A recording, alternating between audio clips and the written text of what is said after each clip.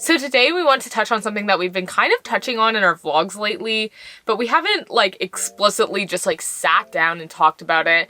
And it's basically all things making money on the road, how we work, how we have money to travel, how we get Wi-Fi in our van, because you're gonna learn that we work online sometimes. And yeah, just basically all things van life, travel, and working.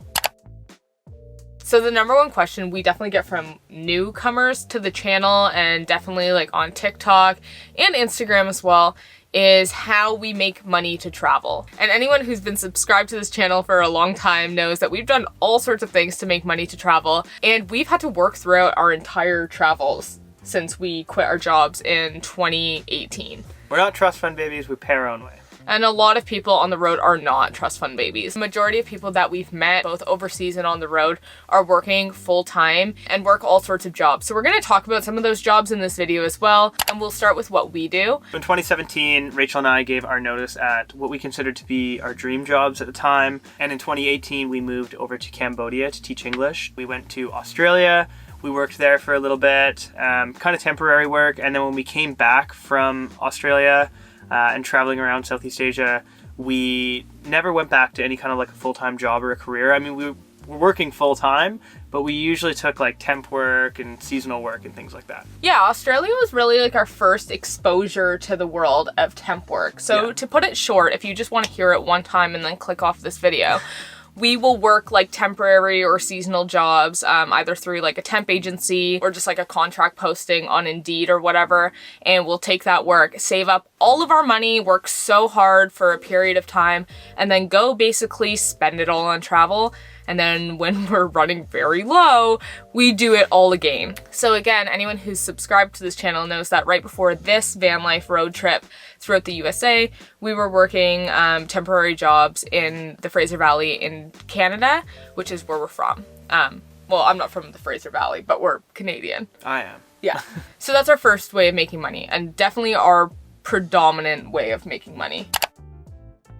So even though we had savings to go on this trip, like the trip that we're on now to the US, even though we had savings to do that, we still wanted to have a consistent means of income. So the way that we do that right now is we actually work on OutSchool. So OutSchool is basically like an online teaching platform where you create your own curriculum, and that can be anything really. So for example, I teach like a skateboard class, Rachel teaches business courses and things like that. And yeah, you can use your personal skills as long as you can create a curriculum yourself, and you can teach that online. Yeah, so OutSchool is like the easiest way I put it when we meet other nomads or whatever I'm explaining to someone. It's like Skillshare, which you've probably seen ads for and stuff, or Masterclass, except it's for kids. And all you basically need is a stable Wi-Fi connection and something to teach on. And in a second here, we're going to talk about getting a stable Wi-Fi connection on the road. But just to make it clear, OutSchool, yeah, is like personalized classes for kids, and these classes are conducted over Zoom. So even if you don't end up teaching on this particular online teaching platform, a lot of jobs now require you to have like a Zoom account, something to be on Zoom with, and a connection that's fast enough for Zoom. So on that note, we're gonna put here on the screen some job ideas. Some of these that our friends have worked on the road, that we've seen other van lifers doing. Some of them include being like a social media manager or selling your skills on Upwork or Fiverr. Obviously like a graphic designer. Then a lot of jobs in tech are remote, so like software engineer, or you could be a virtual assistant or virtual accountant. And even if you're not very tech savvy and you're not open to doing something virtually, there are still ways to make money on the road. So there are apps for like handyman work, websites for seasonal work, or just like cool one-off jobs. And then something else that I've seen within our friend group is just to be like a photographer, or something that's not necessarily location-based, that you can sell your skills anywhere on the road. So you may be wondering, like, how am I going to do that living in a van? Like, our van is pretty inconspicuous on the inside. Like, if you didn't know, it might not look like a van. It might just look like a tiny home or something. But ways that you can make it look a little better is having something like a ring light, or just like some kind of a light. We've got like a ring light behind our camera right now. Another tip would be to have like a nice space to work in, so you can have something like this. If you don't have this option, if your van really looks like a van, you can also try setting up like some kind of a background or like a tapestry, just something that like can hang from the roof. Space that you're working in doesn't necessarily look like a van if you're worried about that, and if you're worried about your job not allowing you to work out of a vehicle. It's not so much like not allowing you, but sometimes like people, there are all like sorts of stigmas about people living in a van. Yeah. And then it's like, if you are hopping on like a client call and you don't necessarily want to disclose that you're like traveling and living in a van, then you don't really have to. Yeah. Like, you know? Yeah, that's right. Yeah. For us in the van, we built this spot that, I mean, it's a seating spot, so like we need seating in our van anyway. But this spot is really great for us to teach on because we just take out like, we take off our Knox kit and like our picture of little Pete and the baby wipes and stuff and the CBD oil. We take all that out and we kind of just make it look a little bit more businessy and put things up that are just like a little bit more businessy, so that when the camera's facing towards us, all you see is like really our face and then. This is also a wide angle lens as well, so you're going to see a lot more of the van. Whereas when we're teaching just with a laptop, you're kind of just seeing like this. I totally think that it's funny when people are like, oh, how would you work in there? Because I'm like, oh, you just, I don't know, you set it up to work and you just make it viable. I'd rather people ask the question though, rather than you get people who are just like, oh, trust fund baby, this and that. Because for us, like every single person that we've met, they either work out of their vans or they've worked really, really hard in the past and saved up to be able to like pay for a van or to take time off of work. Like I have not met a single trust fund kid who has decided, hey, I'm gonna go live out of a van, which is also like a funny thing as well to us. Like people being like, oh, like your mom and dad are paying for this, and it's like, why would you choose to live out of a van? My mom is watching this video, she's like, cool. I did not pay for this. Like, I mean, I guess for some people, yeah, it is cool. Like, I don't want to say that, but and like, I'm sure there are people who have had their vans funded by their parents,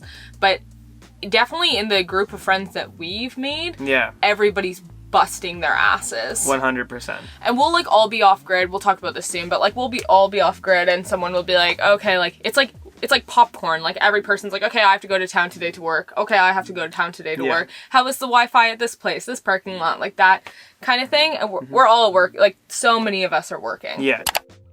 So you might be wondering what the other person does when myself or Rachel is working in the van. If you're traveling with a partner or a friend or whatever, and there's typically somebody else in the van with you, usually it's just kind of like an agreement that we'll make, you know, hey, I have to teach today at 5:00 p.m. So Rachel knows at 5:00 she's either out of the van doing something.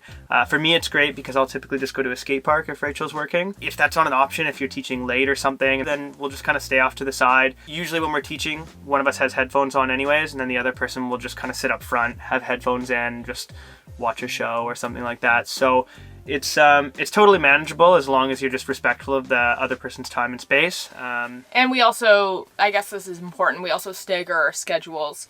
Like, you don't put your classes on the same days that I put my classes. I totally forgot to mention earlier that we also we do YouTube as well. Oh, that's that's another one of our streams of income. Yeah. So we don't make enough money from YouTube to be able to fund our entire travels. I really hope that one day that will be a reality for us, but for the last while it's not been, and it's not now. So we do make money from YouTube as well. So on to what I think is the most important part of the video, our Wi-Fi and data and how we're able to work. I mean, we can sit here all day and tell you about how to make the van look good, but the really important thing is how do you have the service and how do you make that happen? So for us, we were living in Canada before we came down for this US tour that we're on, and it was really expensive. Phone plans there are dumb expensive. So I think we had like 100 gigabytes each on our phones. And then if you went over 100 gigs, then it was capped off and really slowed down to basically being useless. So how we were uploading YouTube videos in Canada was going to like a Starbucks or going to the library and uploading the YouTube videos from there. And sometimes that would like take a really long time. Sometimes it would not take a very long time, like depending on the Starbucks. And it was like a part of our schedule because like we do 2-time weekly uploads now, but at the time we were only doing 1-time weekly uploads and then working brick and mortar jobs. So sometimes we would upload the video like from your work or from my work and use the Wi-Fi there. But most of the time, yeah, we'd just like go to a Starbucks or whatever, and we'd have to integrate it into our routine. So I know that anyone who's like a Canadian YouTuber, but not just like YouTube, anything where you have to upload like big file sizes, that's when like you run into those kind of problems. We also live in this thing, so we want enough Wi-Fi to also stream Netflix and watch YouTube videos and do all the fun things. We ended up signing on with Verizon, and we both have unlimited, like true unlimited phone plans with an added hotspot. And then we have I think 25 gigs on your on the iPad. on our iPad. Yep. And then we also got a personal MiFi, which is this guy here. So this is just like it's just like a Wi-Fi hub. That's exactly what it is. We usually charge it up in the front of the van because we tend to get better service just because we're in like a big aluminum box back here. So you keep it up at the front of the van and it usually picks up a pretty great signal, and we're able to do most things.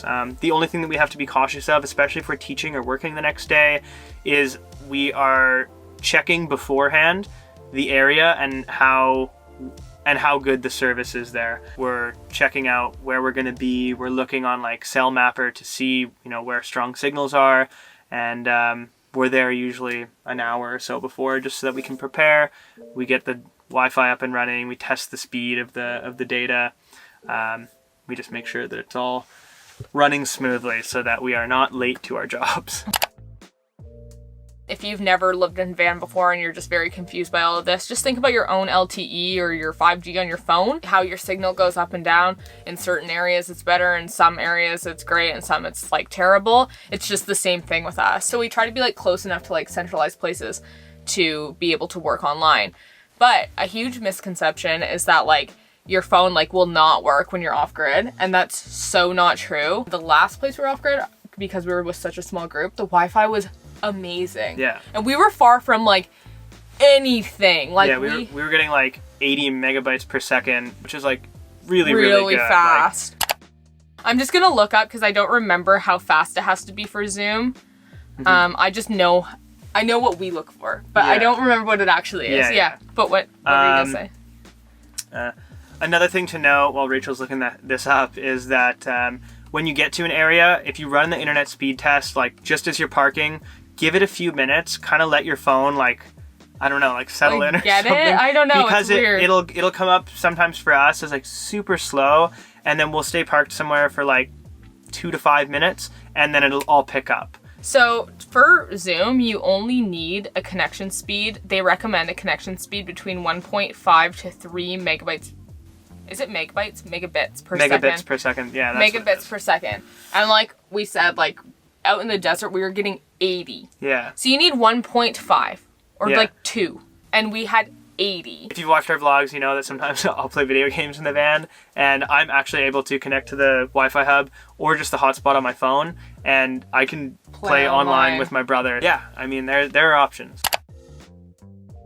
Another thing that we've heard mentioned that you can do to boost your signal is to get a signal booster, and that just sits on top of your van. You can usually put it up manually. A lot of people just have it up there all the time. The only thing about these is that they eat up all of the signal in the area, which I mean is great for you, but if you're parked near a bunch of other people in vans, their bandwidth really goes down and you're just kind of taking all of it, which again, I mean, we don't want to do that because it definitely, some people don't really like it, but you know, if you aren't in a place where you need to be getting that good signal, I would suggest maybe just not parking near like other people in vans. I wouldn't say we don't have one because we don't like that. No. We don't have one because we can't afford one, because they're $500 US. And apparently they're amazing. Like they really work. And if you need to have like super fast Wi-Fi all the time because you're on like a job that you are hopping on calls, you are doing this, you're uploading and all that, like I totally get why people would have those. Yeah. Just things to be cautious of, and things to take note about, because I mean, signal boosters are great. We would definitely love to have one, but we would also be very cautious about using it around other van lifers. But I think those are like all of our tips, job ideas, telling you what we do for work. I think that is kind of like all encompassing about everything that we personally know about van life and working. And we're learning all the time. As we learn more things, we like to share them with you guys. We have done a lot of figuring out on our own, and we don't want everyone in the world to have to do that as well. So that's why we share these videos. But yeah, do you have anything else to add? I guess that's it, the end of the video. Let us know down in the comment section below if there are any other questions that you have that we maybe forgot to answer. We would love to answer you down there. Don't forget to like this video because that really helps us out. We have merch, which lovely Rachel is wearing here. It's really awesome. Rachel designed it herself. We're very proud of it. And we also have a Patreon, which we are starting to post on more. It's kind of like funny videos and pictures and stuff that we post on there, but ultimately it's really just a way to support us and to show us that you appreciate the content that we make. And we're going to be here every Wednesday and every Saturday to make content for you guys, and we really appreciate you watching. Thank you guys so much, and we hope that you have a wonderful week, and we will see you in the next video. Bye. Bye.